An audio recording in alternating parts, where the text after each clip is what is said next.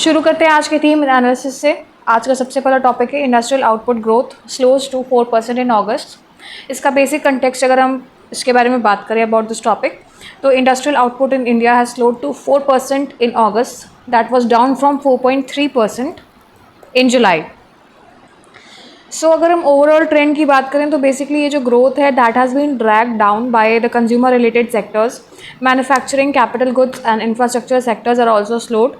Electricity output saw a positive turn around and sector wise performance की अगर हम बात करें तो माइनिंग एंड क्वारिंग में 6% की बढ़ोतरी हुई है। 6% की बढ़ोतरी हुई है in August, breaking a 4 month contraction streak. Primary goods sector की अगर हम बात करें so there was a robust turn around 7 month high of 5.2%, तो उसमें भी कहीं ना कहीं बढ़ोतरी देखी गई है 5.2% की। Electricity sector that grew 5 month high of 4.1%. Manufacturing sector that slowed down to 3.8% in August. That was down from 6.6% in July. तो जो मैन्युफैक्चरिंग सेक्टर है उसमें गिरावट देखी गई है। एंड कैपिटल गुड्स सेक्टर की अगर हम बात करें तो 5.4% में बढ़ोतरी हुई है, but this is still lower than 6.7% in July. Consumer durables की अगर हम बात करें, growth has slowed to 1.6% in August versus 7.3% in July and 5.4% in August last year. Consumer non-durables की अगर हम बात करें contracted 6.3%, worst performance in 8 months. Expert view की अगर हम बात करें so Madan Sabnavis, Bank of Baroda, says that no significant impact on GST or tariff changes is visible in the data. So UPSC relevance में सबसे पहले तो जो इंडेक्स ऑफ इंडस्ट्रियल प्रोडक्शन है उस पर आप थोड़ा सा नज़र मार लीजिएगा, जो कि बीच बीच में ये क्वार्टरली एक्सप्रेस किया जाता है, मतलब निकाला जाता है। And then sectoral wise analysis of industrial growth, क्योंकि कभी कभी यूपीएससी जो है स्टेटमेंट वाइज क्वेश्चंस दे देगा एंड वो मान लीजिए उसने पूछ लिया कि मैन्युफैक्चरिंग सेक्टर में इंक्रीमेंट हुआ है प्रोडक्शन का in this quarter from between August to November, जो आपका सेकेंड क्वार्टर होता है या थर्ड क्वार्टर होता है, उसमें अगर उसने बोल दिया और अगर आपको नहीं पता होगा कि बढ़ोतरी की जगह गिरावट हुई है तो आप गलत कर दोगे क्वेश्चन को। So these type of questions can be asked. अब मेंस ओरिएंटेड क्वेश्चंस की अगर हम बात करें तो एक क्वेश्चन ऐसा आ सकता है, industrial growth in India remains uneven across the sectors, discuss the recent trends and their implications for economic recovery. Also आप एक बार इसको एनालाइज करके जो जीडीपी है भारत का, जीडीपी ऑफ इंडिया है, इस ट्रेंड का क्या असर पड़ेगा इंडिया के जीडीपी पे, उस पर एक रिपोर्ट तैयार कर लीजिएगा। नेक्स्ट टॉपिक है आपका an anti terror role that defies the logic. This article criticizes basically the Pakistan's appointment as chair of the Union Counter-Terrorism Committee CTC in 2025. Pakistan has a long history of supporting, sheltering and using terrorist groups. Example Lashkar-e-Taiba, Jaish-e-Mohammed and Taliban. Concerns क्या है? Pakistan has failed to prosecute or curb terrorism, often providing safe havens. So its chairmanship risk undermining the credibility of the UN and global counter-terrorism efforts. The move highlights structural weakness in the UN system, where states with poor track records can occupy influential roles. So critics argue it may legitimize Pakistan internationally while eroding India's concern about cross-border terrorism. So India has consistently called for reforms in the UN's Security Council and a greater accountability in counter-terrorism mechanism. So the episode reflects broader issues of UN inefficiency, geopolitical compromises and lack of enforcement mechanism. अब probable questions की अगर हम बात करें तो आपकी जो UN counter-terrorism committee है that was established when, किसके द्वारा establish की गई थी? So basically this was established by the Security Council, which is a body of UN, United Nations. So mains के पर्सपेक्टिव में अगर हम बात करें तो क्वेश्चंस कैसे आ सकते हैं?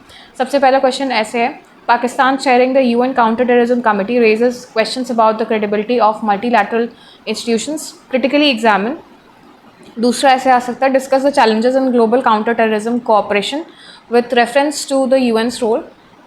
तीसरा ऐसे आ सकता है, evaluate India's concern on the effectiveness of the UN security council in addressing cross border terrorism. इस तरीके के क्वेश्चंस आ सकते हैं। नेक्स्ट टॉपिक है आपका SSTC is more than a diplomatic phrase.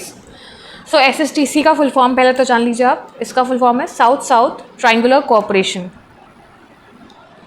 So basically, this is a UN-endorsed framework promoting collaboration among developing nations with support from the developed partners. SSTC emphasizes shared development experiences, mutual learning, and replicable solutions in the areas like food security, health, climate, and digital transformation. अब दूसरा क्या इसका M है, तो ये complement करता है north south cooperation को, making development partnership more inclusive. इसमें इंडिया का क्या रोल है?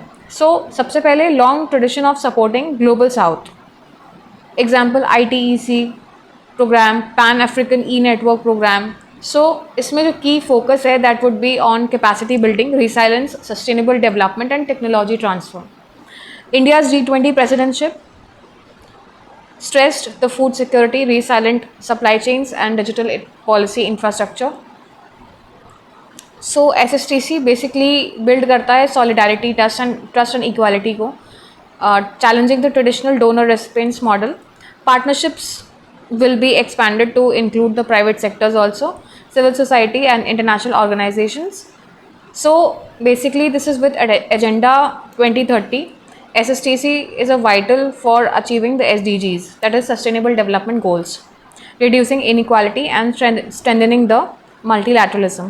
Probable questions की अगर हम बात करें तो सबसे पहला, which UN framework promotes South-South and triangular cooperation? SSTC। तो एजेंडा 2030 इसको सपोर्ट करता है, प्रमोट करता है।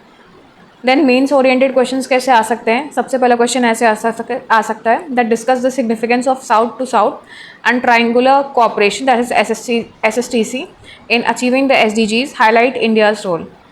दूसरा ऐसे आ सकता है, how can SSTC contribute to a more equitable and sustainable global order. अब ये जो SSTC है ये एक कहीं ना कहीं बहुत रेयरली यूज टर्म है, तो मैंने तो अभी तक इसको न्यूज़ में नहीं पढ़ा, और मे भी हो सकता है ये नया टर्म भी हो, तो नया कोऑपरेशन हो। तो आपको क्या करना है कि आपको इसके बारे में सारा कंसेप्चुअल बेसिस पे नोट्स बना लेना है, बिकॉज UPSC इंडिया के रेफरेंस में इससे पूछ सकता है कि इससे इंडिया को क्या बेनिफिट होगा, इंडिया का रोल क्या है, और what major achievements can India achieve from this SSTC cooperation. So these all things are a part of SSTC, और आप इसमें नोट्स बना लीजिएगा because this is very important.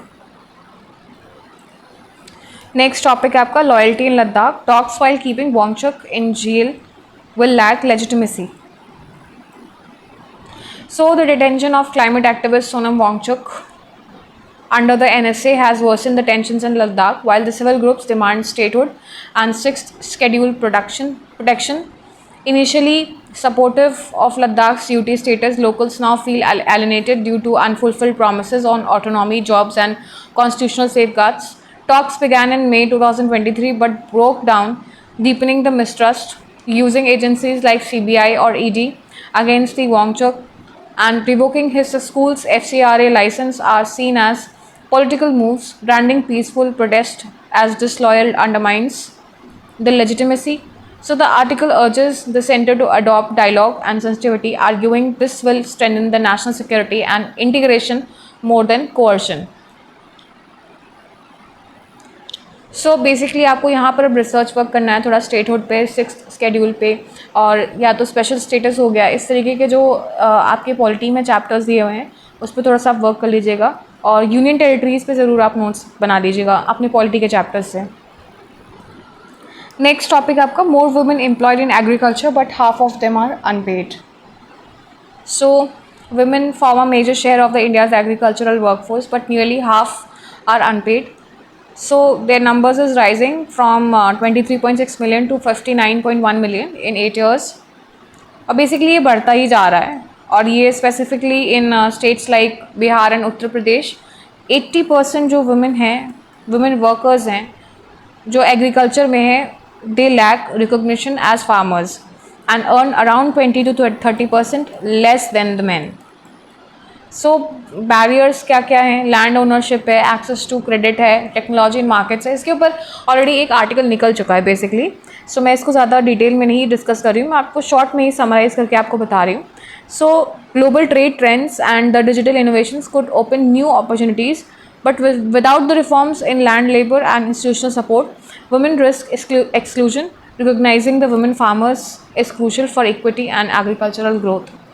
सो यहाँ पर मैं अगर बात करूँ तो यहाँ पर बात हो रही है अबाउट कि जो वुमेन वर्कर्स है, जो भी फार्म फील्ड में वर्क करती हैं या एक मेजर पार्ट ऑफ वर्कफोर्स है इन द एग्रीकल्चरल सेक्टर, उनको या तो कम पे किया जाता है या उनको पेमेंट ही नहीं मिलती है, अनपेड रहती हैं। तो this is somewhere a gender inequality and also affects their lifes. So इसके ऊपर डिस्कशन है and this is very important, क्योंकि जीएस पेपर 1 में जो आपका सोसाइटी का चैप्टर है उसमें जेंडर बेस्ड बायसनेस जो होती है, जेंडर इनइक्वालिटीज़ है with respect to women working sector में, तो इस तरीके के क्वेश्चंस आ सकते हैं।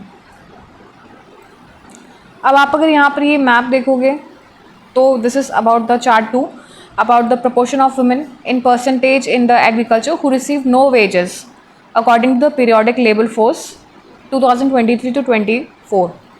ये यूपी में 52% ऐसी women है जिनको नहीं मिला है, बिहार में 50% एंड राजस्थान में सबसे ज़्यादा है 69% है। उसके अलावा proportion of men and women involved in the crops with high export value, जिसमें फीमेल का जो परसेंटेज है वो ब्लू से है और मेल का जो परसेंटेज है वो रेड से है। सो आप देख लीजिए क्या डिफरेंस है। मीट, डेयरी, पोल्ट्री में सबसे ज़्यादा वुमेन का कंट्रीब्यूशन है, उसके बाद भी ये हालत है कि दिया नहीं जाता। So there is a major gender inequality. इसके मेजर रीजंस भी मैंने आपको बता दिए हैं कि लैंड ओनरशिप नहीं है, एक्सेस टू क्रेडिट नहीं है, टेक्नोलॉजिकल एडवांसमेंट नहीं है, उनको स्किल्स नहीं मालूम है टेक्नोलॉजिकली डेवलप होने के लिए, उनके पास कोई ऐसा साधन नहीं है कि वो टेक्नोलॉजिकली मोबाइल से कनेक्ट हो सकें। So this creates somewhere a problem.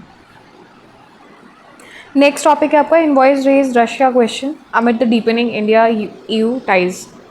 सो अगर हम इस बेसिक टॉपिक के बारे में बात करें तो this is about where the European envoys in India has raised concern about the India's engagement with the Russia, especially its purchase of the Russian oil and participation in the Zapad 2025 military exercise. European Ambassador Hervé Delphin, he basically highlighted the need to square its strategic partnership with Russia while seeking closer ties with the European Union.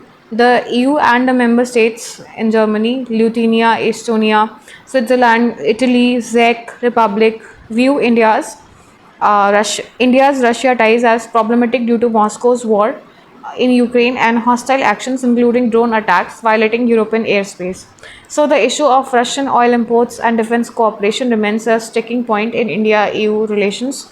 Despite differences, Delphin reiterated that Russia is a strategic partner for India, while India also aspires to deepen the ties with Europe in the trade, technology, climate and digital cooperation. So the EU sees India as an important global partner but urges sensitivity to European concerns. The Ministry of External Affairs rejected the criticism, noting that other EU countries, including Turkey and Hungary, had also participated in the Zapad 2025 exercise. So positive outlook की अगर हम बात करें, both sides have stressed strategic convergence and expressed hope that the long pending India-EU free trade agreement would be finalized by end of 2025. So अगर हम probable questions की बात करें तो सबसे पहले तो आपको ये मिलिट्री एक्सरसाइज जो है ज़ैपिड की, let me right it down the spelling, ये किन कंट्रीज़ के बीच में हुआ था, कितनी कंट्रीज़ ने पार्टिसिपेट किया था, इसके बारे में नोट्स बना लीजिएगा। देन इंडिया ईयू जो फ्री ट्रेड एग्रीमेंट टॉक्स है वो इम्पॉर्टेंट है।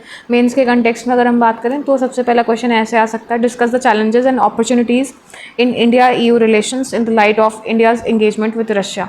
दूसरा ऐसे आ सकता है, how can India balance its strategic autonomy between traditional partner Russia and emerging partner European Union. So इस तरीके के क्वेश्चंस आ सकते हैं and these are very important questions. Next topic है आपका Ladakh groups reject talks with the government ministry, says open to dialogue.